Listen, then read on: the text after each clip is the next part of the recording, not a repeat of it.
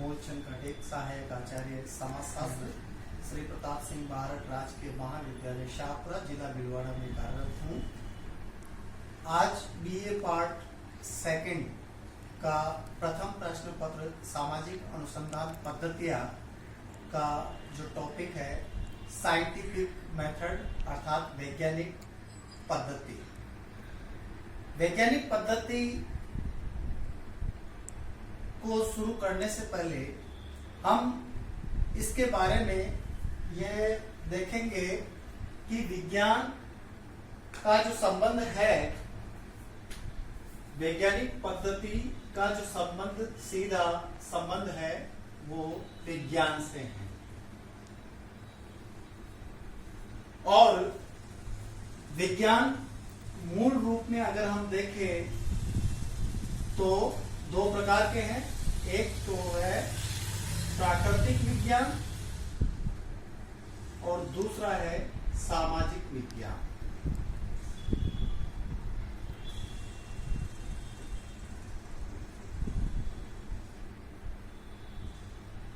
प्राकृतिक विज्ञान में जो है मूर्त घटनाओं का अध्ययन किया जाता है। वे पदार्थ, मॉलिक्यूल या नक्षत्र, ग्रह, तारे, इनका अध्ययन करते हैं। ऐसे विज्ञान में हम भौतिक शास्त्र, रसायन शास्त्र और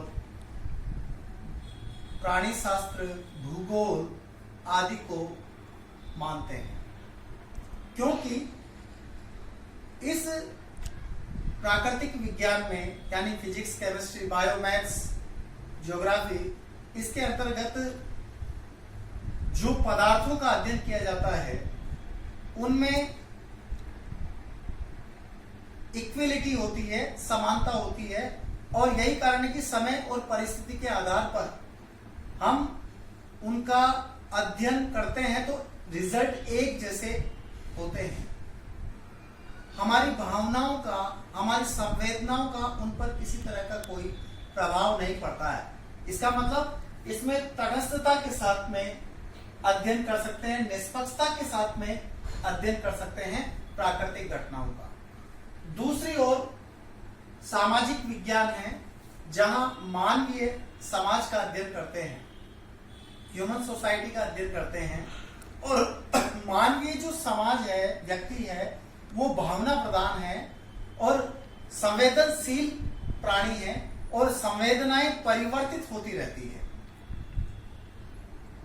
और जब संवेदनाएं परिवर्तित होती है तो हमारा जो विज्ञान है वो तटस्थ नहीं रह करके उसमें पक्षपात की भावना आ जाती है।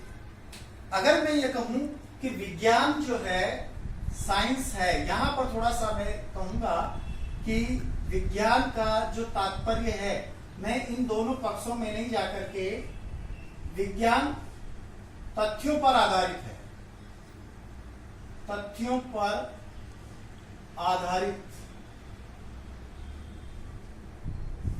ज्ञान प्राप्त करने की विधि है।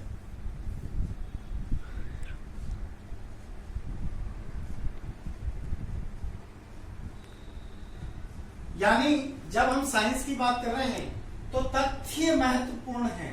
तथ्य वो प्राकृतिक भी हो सकते हैं और सामाजिक भी है।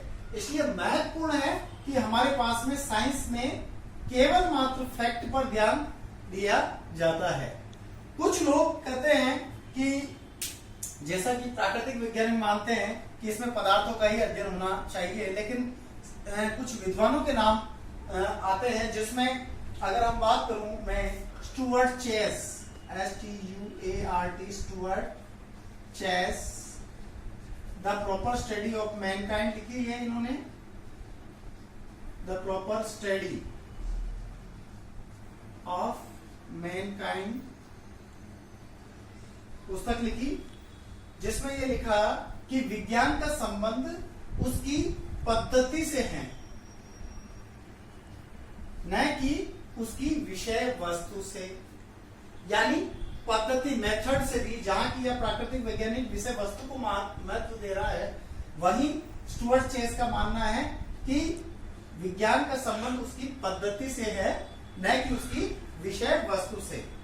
और A.W. ग्रीन की बात करूं मैं, इन्होंने सोशियोलॉजी पुस्तक लिखी थी, सोशियोलॉजी।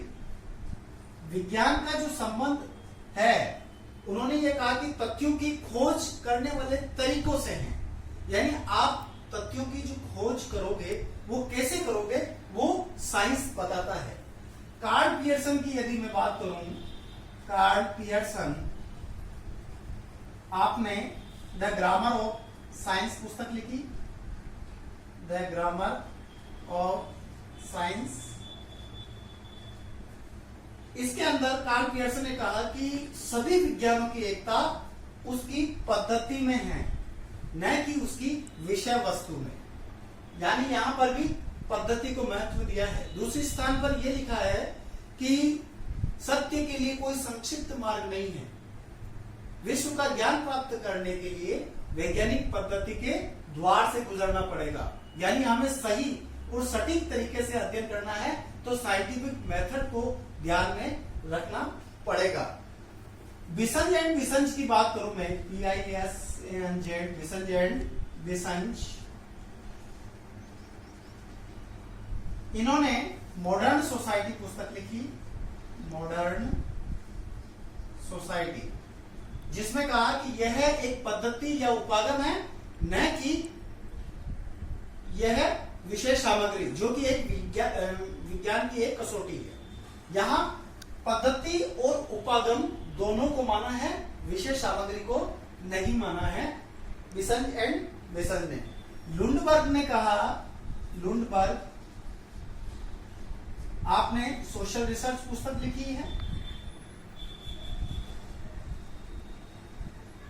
इनका यह मानना है कि विज्ञान को विषय वस्तु के रूप में परिभाषित करना भ्रम पैदा करता है। यानी आप विषय वस्तु के रूप में नहीं परिभाषित कर सकते, यदि ऐसा करेंगे तो भ्रम पैदा हो जाएगा, यह लुंडबर्ग कहता है। और PH लैंडिस, लैंडिस, आपने भी सोशियोलॉजी पुस्तक लिखी है, इन्होंने कहा कि विज्ञान विज्ञान ही है, चाहे वो भौतिक शास्त्र में हो या समाज शास्त्र में, यानी कि साइंस साइंस है। और LL बर्नार्ड की जो बात, महत्वपूर्ण बात आती है, LL Bernard, fields, FIELDS, fields and methods of sociology. इसमें विज्ञान को परिभाषित करने के लिए 6 प्रमुख बात बताई, जिसमें पहला है, एक तो परीक्षा, सत्यापन, परिभाषा, वर्गीकरण, संगठन और अभिविन्यास।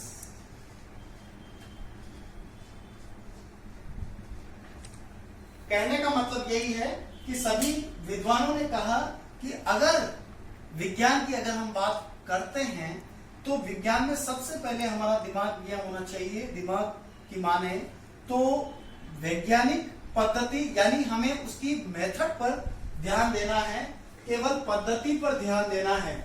जिस प्रकार प्राकृतिक विज्ञान में पद्धति को महत्व दिया जाता है, मेथड को महत्व दिया जाता है, उसी मेथड को हम सोशल साइंस में उपयोग करते हैं, तो निश्चित रूप से यह विज्ञान है।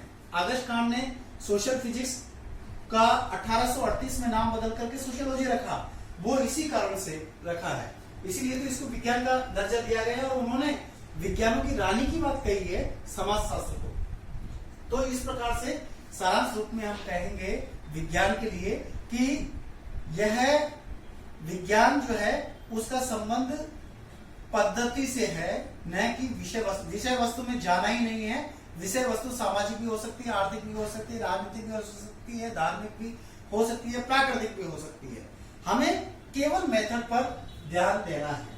अब यहाँ पर जो विज्ञान में जो महत्वपूर्ण बातें आती है, मार्टिनडेल एंड मोनाचेसी, मार्टिनडेल एवं मोनाचेसी, इन्होंने जो है विज्ञान के लिए बताया कि सबसे पहले विज्ञान में ऑब्जर्वेशन होता है, यानी अवलोकन होना चाहिए। विज्ञान के लिए महत्वपूर्ण बात है अवलोकन। अवलोकन के लिए, अवलोकन का मतलब यह है कि हम किसी घटना को देखें, उसको जांचें, उसको परखें, फिर उसके बाद में उसका अध्ययन करें। गुड्डे एंड हैट ने यहां तक लिखा है कि गुड्डे एंड हैट ने मेथड्स इन सोशल रिसर्च पुस्तक लिखी थी और उसमें यह कहा, गुड्डे एंड हैट, GOODE, गुड्डे and hat, methods in social research,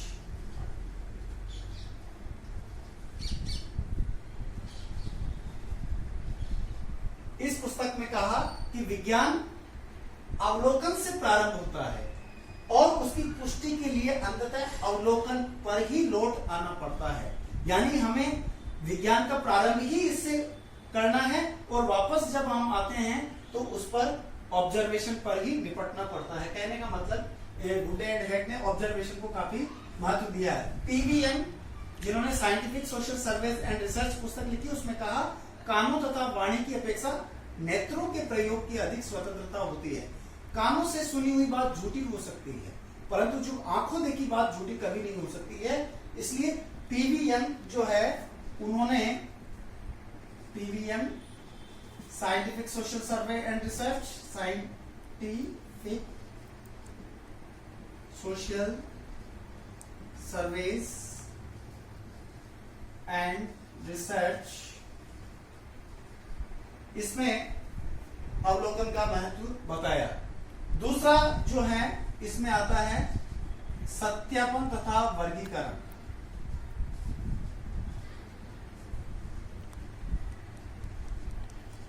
सत्यापन तथा वर्गीकरण, वेरिफिकेशन, यानी कि जब हम अवलोकन के आधार पर तथ्यों का संकलन करते हैं, अब हम ये देखेंगे कि जो तथ्य हमने संकलन किए हैं वो प्रामाणिक है या नहीं। उसकी प्रामाणिकता करने के लिए हमें वेरिफिकेशन करना पड़ेगा, उसका सत्यापन करना पड़ेगा, उसकी जांच करनी पड़ेगी, पुनः दोबारा जांच होगी, वो वेरिफिकेशन कहलाएगा। यानी कि अगर परिस्थितियां एक जैसी रहे तो क्या रिजल्ट भी एक जैसे आएगा? ऐसा अगर हम करते हैं तो ये वेरिफिकेशन होगा। दोबारा हम ऐसा करेंगे तो हमें रिजल्ट अगर वही प्राप्त होता है, इसका मतलब हमारा वेरिफिकेशन सही है। वर्गीकरण की बात करें तो हम अवलोकन के द्वारा तथ्यों का संकलन करते हैं, तो चूंकि तथ्य जो प्राप्त होते हैं हमें वो असंबद्ध और बिखरे हुए होते हैं, और बिखरे हुए तथ्यों का वैज्ञानिक अध्ययन हम नहीं कर सकते हैं। वैज्ञानिक अध्ययन करने के लिए उन्हें समान विशेषताओं के आधार पर वर्गीकरण करना पड़ेगा। तो विज्ञान की एक बात यहाँ वर्गीकरण की भी आती है, जहां जो तथ्य हमें प्राप्त हुए हैं उन तथ्यों को समान विशेषताओं के आधार पर वर्गीकरण करना पड़ेगा। तीसरी बात अगर हम कहें सामान्यीकरण, जनरलाइजेशन। सामान्यीकरण का मतलब यह है कि जो रिजल्ट एक स्थान पर आ रहे हैं, अगर वही परिस्थिति दूसरी जगह रही तो रिजल्ट भी वैसे ही आने चाहिए। उसको हम कहेंगे जनरलाइजेशन। जैसे मैं ये कहूं कि H2O, हाइड्रोजन के 2 अणु और ऑक्सीजन का 1 अणु मिलकर पानी बनता है। अगर मैं जापान में ले जाऊं, अमेरिका में ले जाऊं, रूस में ले जाऊं, तो वहां पर अगर ये कंडीशन अप्लाई करता हूं तो मुझे पानी ही मिलेगा, यानी पानी ही बनता है। ये सामान्यीकरण है, कहीं तो भी ले जाओ। इसी प्रकार अगर हम ये बात करें कि राजनेता और विद्यार्थी का जो संबंध है उसमें किस प्रकार से विद्यार्थी आगे राजनेता बन रहा है, स्टेटस सीक्वेंस के अंतर्गत आता है। यानी जनप्रतिनिधि व विद्यार्थी में किस प्रकार से संबंध होता है, उसमें किस प्रकार से आगे बढ़ोतरी होती है। तो हम दूसरी जगह भी यही देखते हैं, अगर हमें रिजल्ट वही मिलता है तो हम देखेंगे बिल्कुल ये जनरलाइजेशन है, पानी की तरह। चौथी अगर हम बात करें भविष्यवाणी, हमारे पास में आंकड़ों का संकलन हो गया, उनकी वेरिफिकेशन हो गया, वर्गीकरण हो गया, और कार्य कारण संबंधों के आधार पर हमने देख भी लिया कि इसके आधार पर यह होगा। उसके पश्चात हम जो है भविष्यवाणी कर सकते हैं। हमारे पास तथ्यों का अवलोकन हो गया, सत्यापन हो गया, सामान्यीकरण हो गया। भविष्य विज्ञान में भविष्यवाणी करने की क्षमता होती है। और सबसे बड़ी बात आती है पांचवी, और ये पांचवी इसलिए महत्वपूर्ण है क्योंकि अगर ये पांचों बातें अनुसंधानकर्ता या सर्वेक्षणकर्ता अपने जहन में बिठा लें तो निश्चित रूप से वह सफल अनुसंधानकर्ता या सर्वेक्षणकर्ता कहलाएगा, वो वैज्ञानिक पद्धति को अपना लेगा। ये पांचवी बात आती है वैज्ञानिक प्रवृत्ति।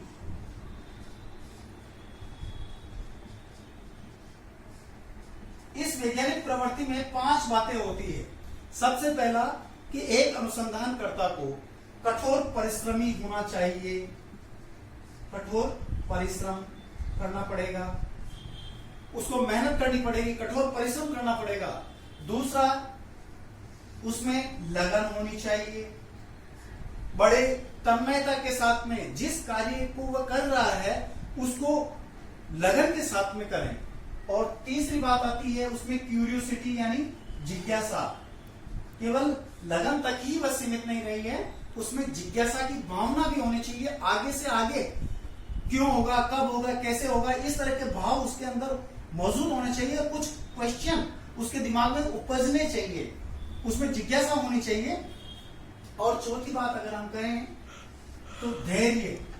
आज की नवयुग पीढ़ी में इस चीज का जो है अभाव देखने को मिलता है। नौसिखिए विद्यार्थी गलती कर बैठते हैं इसके अभाव में, इसलिए वो तो हथेली में सरसों उगाना चाह रहे हैं कि तुरंत मैंने ये वर्क किया है, ये कर्म किया तो मुझे फल तुरंत मिल जाए। उसमें धैर्य नाम की कोई चीज नहीं है। इसलिए एक अनुसंधानकर्ता को धैर्य होना चाहिए, सबसे बड़ी बात। और पांचवी जो है रचनात्मक विचार शक्ति। रचनात्मक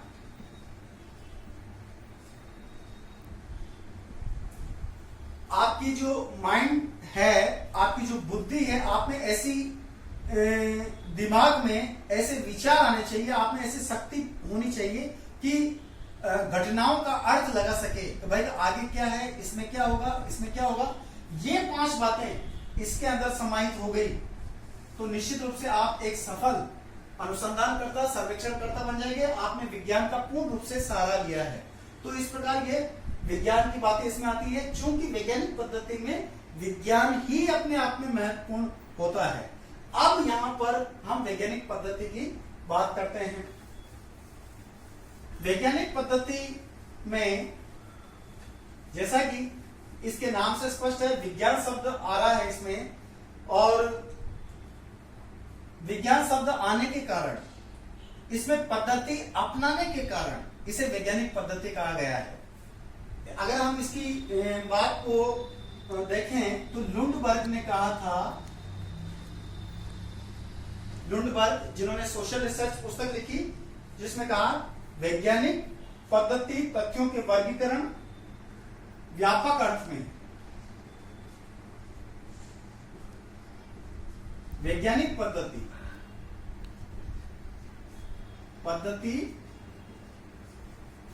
जो है तथ्यों के वर्गीकरण, विश्लेषण, तथ्यों के अवलोकन, वर्गीकरण और व्याख्या से निर्मित हैं। अब देखिए, अवलोकन, वर्गीकरण और उसकी इंटरप्रिटेशन यानी व्याख्या, जो कि एक विज्ञान का भाग है, वो वैज्ञानिक पद्धति है, लुंडबर्ग ने सोशल रिसर्च में कहा। दूसरी बात अगर हम कहें A.W. वुल्फ की एसेंशियल्स ऑफ साइंटिफिक मेथड पुस्तक लिखी, उसमें कहा कि जिस विधि के द्वारा यानी जिस अनुसंधान विधि के द्वारा विज्ञान की रचना और विस्तार होता है उसे हम वैज्ञानिक पद्धति कहते हैं। अनुसंधान विधि की बात कही है, अनुसंधान विधि और विज्ञान की रचना और विस्तार की रचना व विस्तार यदि होता है तो वो वैज्ञानिक पद्धति है। तो कहने का मतलब है यह अपने आप में एक विज्ञान है, केवल मेथड है, एक तरीका है कि किस प्रकार से वैज्ञानिक बने कोई भी सामाजिक घटना। अब हम सामाजिक घटना के लिए अध्ययन करने के लिए सबसे पहले वैज्ञानिक पद्धति की कुछ महत्वपूर्ण बातें निहित होती है, वो अगर हम बात करें तो सबसे पहले वैज्ञानिक पद्धति की बात आती है ज्ञान का आधार। वैज्ञानिक है, ज्ञान का आधार वैज्ञानिक पद्धति है। इसका मतलब यही होगा कि देखिए इसमें मूर्त और अमूर्त घटनाओं का अध्ययन किया जाता है और सामाजिक घटनाओं का, चाहे सामाजिक घटनाएं कोई भी हो, उन घटनाओं का अवलोकन, अनुसूची, प्रश्नावली, साक्षात्कार, वैयक्तिक अध्ययन पद्धति, समाज नीति आदि पद्धतियों के आधार पर निष्पक्षता पूर्वक, तटस्थता पूर्वक अध्ययन करता है। इसीलिए ज्ञान का आधार वैज्ञानिक पद्धति है। वैज्ञानिक है या पद्धति है, पहली बात यह आती है वैज्ञानिक पद्धति की। दूसरी बात अगर हम कहें तो इसमें अवलोकन द्वारा, जैसे ऑब्जर्वेशन शब्द आया है, अवलोकन द्वारा तथ्यों का वर्गीकरण व विश्लेषण होता है। अब चूंकि ऑब्जर्वेशन की बात आ रही है, वैज्ञानिक पद्धति के अंतर्गत हमें सामाजिक घटनाओं का अध्ययन करना है, तो सबसे पहले जो तथ्यों हमें प्राप्त किए, तथ्यों अवलोकन के आधार पर तथ्य संकलित किए हैं, उन जैसे असंबद्ध और बिखरे हुए आंकड़े हैं, हमारे पास तथ्य है, तो वैज्ञानिक अध्ययन उससे नहीं हो पाएगा। अगर हमें वैज्ञानिक अध्ययन सही ढंग से करना है तो उनका वर्गीकरण, समान विशेषताओं के आधार पर उनका वर्गीकरण किया जाएगा और उसके बाद में कार्य कारण संबंधों की स्थापना के लिए विश्लेषण किया जाएगा। इसलिए ये दो तत्व, वर्गीकरण एवं विश्लेषण की बात इसमें होती है वैज्ञानिक पद्धति में। तीसरी बात अगर हम कहें तो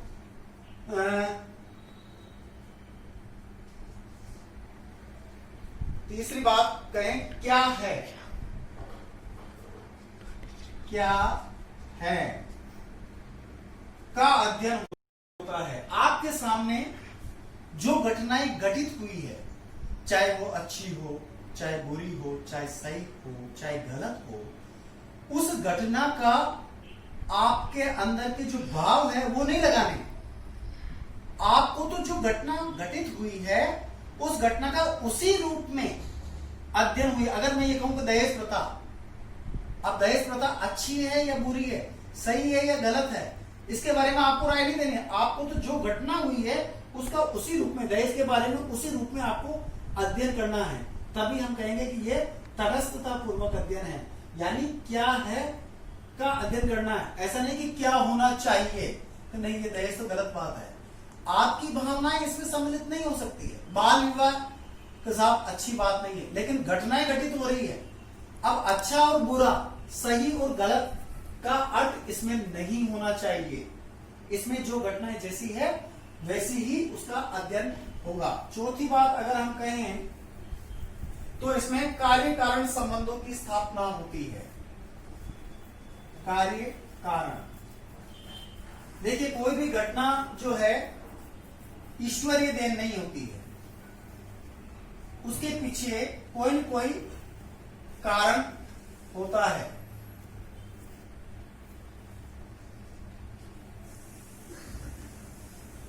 जैसे अगर मैं ये कहूं कि वर्तमान समय में संयुक्त परिवार का विघटन हो रहा है, अब वो एकाकी परिवार में या केंद्रक परिवार में बदल गया है, तो ये वर्तमान में परिवर्तन हुआ है, बदल रहा है, तो इसका मतलब क्या हो गया कि इसके पीछे कारण क्या है? नगरीकरण है, औद्योगिकरण है, महिलाओं में जागृति है शिक्षा के प्रति, तो ये कारण रहे हैं।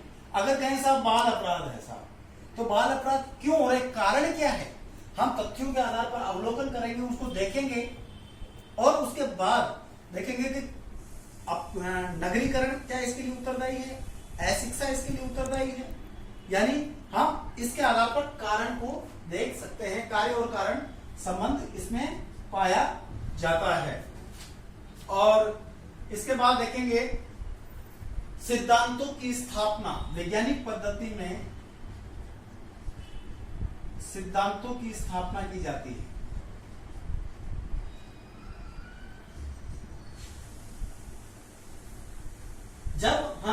जब किसी अनुसंधानकर्ता या सर्वेक्षणकर्ता को तथ्यों के आधार पर या अवलोकन के आधार पर तथ्यों का संकलन कर लिया जाता है, उसका वर्गीकरण और विश्लेषण कर लिया जाता है और कार्य कारण संबंधों की स्थापना हो गई है, तब हम ये देख सकते हैं कि अब उसकी सिद्धांतों की स्थापना होगी। इमाम दुर्किम ने आत्महत्या का सिद्धांत दिया और उसमें यह कहा कि व्यक्ति इसके लिए उत्तरदायी नहीं है, समाज ही इसके लिए उत्तरदायी है। तो उसने ये कार्य कारण के आधार पर दिखाया। कार्ल मार्क्स ने पूंजीवाद को उत्तरदायी ठहराया वर्ग संघर्ष के कारण के लिए हैं, और मैक्स वेबर ने धर्म को उत्तरदायी ठहराया पूंजीवाद के लिए। तो इस प्रकार उसने लिखा the ethics and protest and ethics of the spirit of capitalism, पुस्तक लिखी थी मैक्स वेबर ने और ये बात कही, धर्म और पूंजीवाद के बारे में बताया। उन्होंने कहा कुछ नीतियां ऐसी थी धर्म की, कैथोलिक धर्म है, प्रोटेस्टेंट धर्म है, कैथोलिक धर्म पुराना है, प्रोटेस्टेंट धर्म नया है। तो प्रोटेस्टेंट धर्म की नीतियां जो है वो जैसे वर्क इज वर्शिप, कार्य ही पूजा है, 2 पैसे बचाना 2 पैसे कमाना है, इस प्रकार की नीतियों के कारण ये धर्म ऊपर बढ़ गया, जबकि प्रोटेस्टेंट धर्म जो है ना वो काफी ऊपर बढ़ गया और कैथोलिक धर्म कम रह गए, उसकी संख्या अनुयायियों की संख्या कम हो गई। तो कहने का मतलब उसने भी कार्य कारण के आधार पर बताया है और उन्होंने सिद्धांत भी दिया है। कार्ल मार्क्स ने वर्ग संघर्ष का सिद्धांत दिया है और इमाम दुर्किम ने आत्महत्या श्रम विभाजन का सिद्धांत दिया है। और इसके बाद में जो मैं बात करूं सिद्धांतों की पुनर्परीक्षा, वैज्ञानिक पद्धति में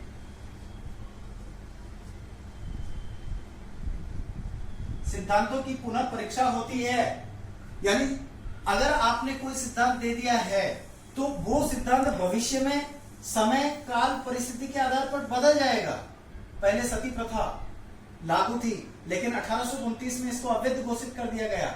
लॉर्ड विलियम बेंटिक के द्वारा राजा राम मोहन राय ने प्रबल आवाज उठाई थी और इसको बंद कर दिया गया।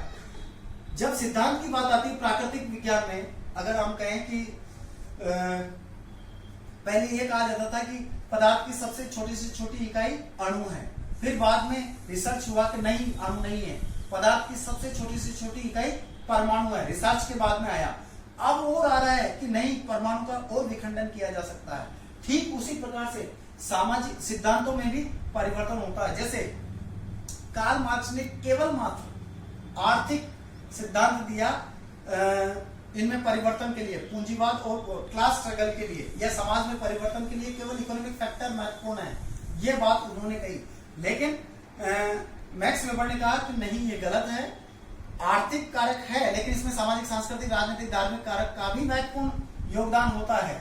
तो इस प्रकार से धीरे धीरे जो है समय के अनुसार वो चेंज होता है। एम एन श्रीनिवास ने संस्कृतिकरण की अवधारणा पहले ब्रह्मीकरण के रूप में दी, फिर योगेंद्र सिंह ने उसके इस सिद्धांत में कहा कि ये तो ब्राह्मणों के रीति रिवाज को अपना रहे हैं इसलिए ये तो ब्रह्मीकरण की अवधारणा है। फिर एम एन श्रीनिवास ने अपने सिद्धांत को पुनः दोबारा परिभाषित करा कि द्विज जातियों को, निम्न जातियां जो है अपने उनका अनुकरण करती है और अपने को 2 या 2 से अधिक पीढ़ियों तक अपने को उच्च स्थान मतलब करती है और उनको जब सहमति मिल जाती है तो उसको मान लिया जाता है। तो इसमें पुनर्परीक्षा हुई है, कोई भी बात करते हैं तो अवधारणा के संबंध में ये सिद्धांतों के बारे में। और साथ ही बात अगर हम कहें भविष्यवाणी करने की क्षमता,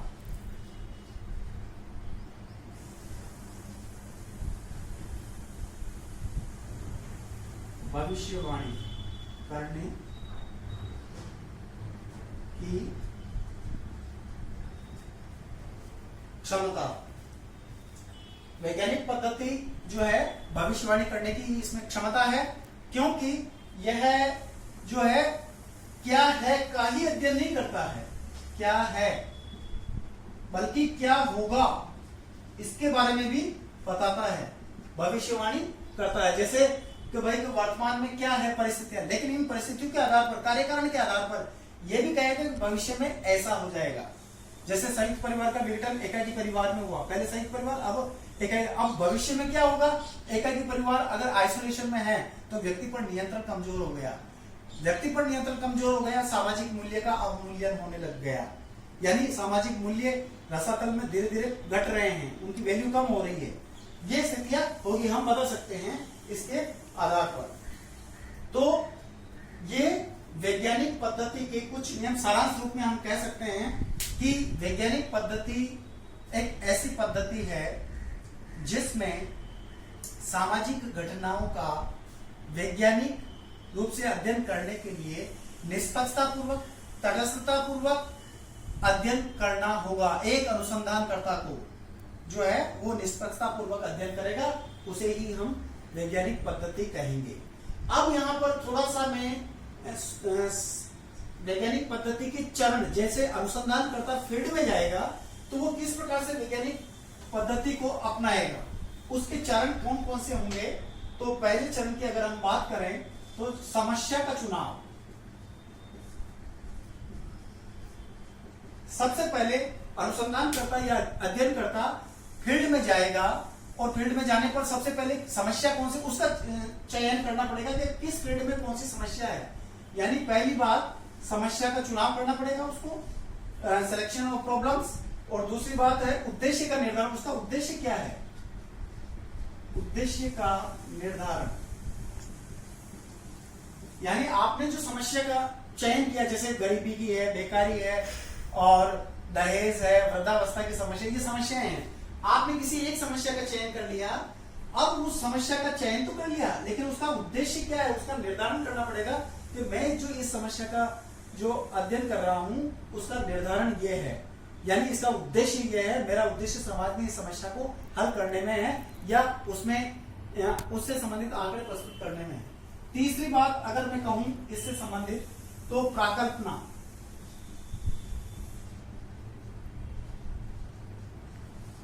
का निर्माण।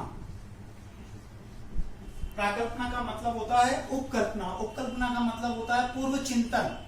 एक व्यक्ति अनुसंधानकर्ता पहले से ही जिस फील्ड में जाता है उससे पहले पूर्व चिंतन कर लेता है कि मुझे क्या करना है, वो पूर्व चिंतन ही प्राकल्पना कहलाती है। और इसका एक अनुसंधान के लिए प्राकल्पना का होना आवश्यक है। तो तीसरी बात प्राकल्पना का निर्माण।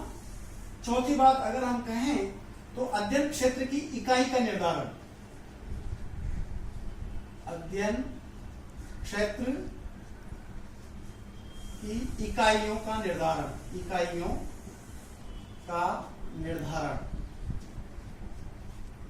अध्ययन क्षेत्र की इकाई जो है उसका निर्धारण किया जाएगा। और पांचवी जो अगर हम बात करें उपकरण, अब यहाँ उपकरण के अंदर क्या है, अवलोकन, अनुसूची, साक्षात्कार, प्रश्नावली, ये ही इसके उपकरण होते हैं वैज्ञानिक पद्धति के चरण के रूप में। और छठी बात करें तथ्यों का अवलोकन, अवलोकन। सातवीं बात करें तथ्यों का वर्गीकरण, ये बता दिया मैंने आपको, और वर्गीकरण या विश्लेषण। और आठवां है सामान्यीकरण, जनरलाइजेशन जिसको हम बोलते हैं, एक ही विशेषता के आधार पर। और लास्ट में भविष्य वाणी इसमें सम्मिलित होती है। तो ये एक सफल अनुसंधानकर्ता या सर्वेक्षणकर्ता के लिए ये जरूरी है कि वो वैज्ञानिक पद्धति का प्रयोग निष्पक्षता पूर्वक, तटस्थ होकर के करें। और इन चरणों का जब आप किसी फील्ड में जाएं और समस्या का निर्धारण कर लें, उसके उद्देश्य का निर्धारण कर लें, प्राकल्पना का चयन कर लें, और तथ्यों का अवलोकन, वर्गीकरण, सामान्यकरण कर ले और उसके पश्चात में जो है भविष्यवाणी करने की आत्मिक क्षमता हो जाती है।